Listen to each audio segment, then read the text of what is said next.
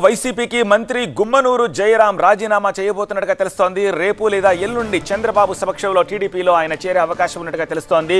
ఆలూరు లేదా గుంతకల్ నుంచి గుమ్మనూరు జయరాం పోటీ చేసే అవకాశాలు ఉన్నట్టుగా తెలుస్తోంది.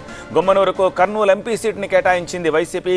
కానీ పార్టీ అధిష్టానంపై కొంతకాలంగా జయరాం అసంతృప్తితో ఉన్నారు. ఎంపీగా పోటీ చేయడానికి ఆయన సుముఖత వ్యక్తం చేయలేదు. సో ఈ నేపథ్యంలో పార్టీ ఆయనకు ఎంపీగా కంపల్సరీ చేయాలని చెప్పిన నేపథ్యంలో ఆయన పార్టీ విషయంపై కొంత అసంతృప్తిగా ఉన్నారు. పార్టీ కార్యక్రమాలకి దూరంగా వస్తూ ఉన్నారు.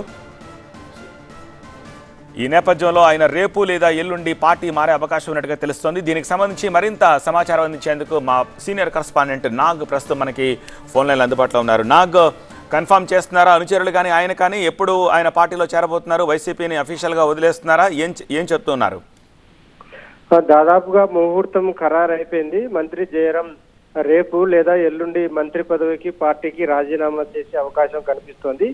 ఎందుకంటే కర్నూలు పార్లమెంట్ అతనికి ఖరారు చేసింది వైసీపీ అధిష్టానము. పార్లమెంటు పోటీ చేయడానికి ఇష్టం లేదు అతనికి, ఎమ్మెల్యేగానే పోటీ చేయడం నిర్ణయించుకున్నాడు. దీంతో పార్టీ కూడా దిగిరాలేదు, ఎంపీగానే పోటీ చేయాలని ఆదేశించింది. ఇది నచ్చక పార్టీ నేతలు కూడా ఇప్పుడు వైసీపీకి రాజీనామా చేస్తున్నారు. రాజీనామా చేసిన వారిలో మంత్రి సోదరుడు గుమ్మనూరు నారాయణ కూడా ఉన్నారు. నారాయణతో పాటు జెడ్పీటీసీలు, మండల కన్వీనర్ కూడా పార్టీకి రాజీనామా చేశారు. రేపు మరికొందరు నేతలు కూడా రాజీనామా చేసే అవకాశం ఉంది.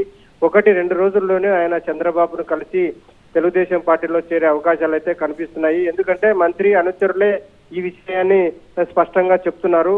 రాజీనామా చేస్తున్నాము, టీడీపీలో చేరబోతున్నామని చెప్పి. ఆలూరు లేదా గుంతకల్ నుంచి టీడీపీ తరఫున పోటీ చేసేందుకు వారు రంగం సిద్ధం చేసుకుంటున్నారు. ఇప్పటికే గుంతకల్ నియోజకవర్గంలో కొందరు టీడీపీ నేతలను స్వయంగా మంత్రి అనుచరులు కలిసి భారీ ర్యాలీ చేసేందుకు సన్నాహక సమావేశం కూడా ఏర్పాటు చేసుకున్నారు. దీన్ని బట్టి చూస్తే 1-2 రోజుల్లోనే మంత్రి జయరాం వైసీపీకి గుడ్ బై చెప్పి టీడీపీలో చేరే అవకాశం అయితే స్పష్టంగా కనిపిస్తుంది. కానీ నాగ్, టీడీపీ నుంచి అలాంటి సంకేతాలు అందాయా? ఆలూరు లేదా గుంతకల్ ఇవ్వడానికి అక్కడ సుముఖంగా ఉన్నారా? అక్కడి ఆశావహులు జయరాంకి స్వాగతం చెప్పడానికి సిద్ధంగా ఉన్నారా?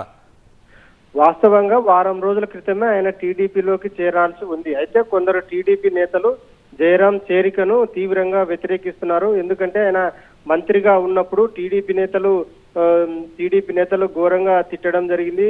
టీడీపీ నేతల్ని కూడా జయరాం అంతే స్థాయిలో పెద్ద ఎత్తున తిట్టుకున్నారు. ఒకరికొకరు పరస్పరం తిట్టుకున్న పరిస్థితి ఉంది.